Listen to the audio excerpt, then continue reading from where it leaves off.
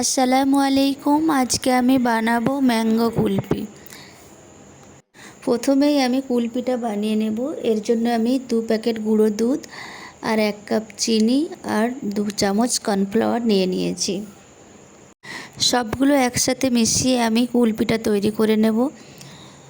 দেখুন অনেকটাই ঘন হয়ে গেছে, এটা আমি পুরো 1 কাপ করে নেব।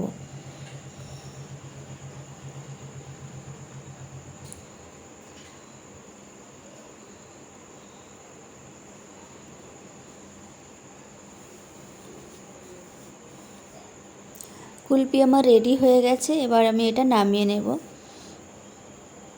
এরপর আমি আম দুটোকে কেটে নিচ্ছি।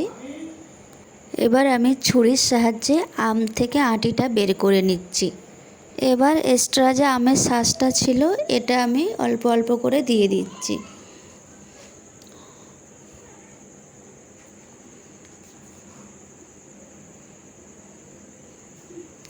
দেয়া হয়ে গেছে। এবারে আমি যে কুলফিটা বানিয়ে রেখেছিলাম এটাও আমের ভেতরে দিয়ে দেব।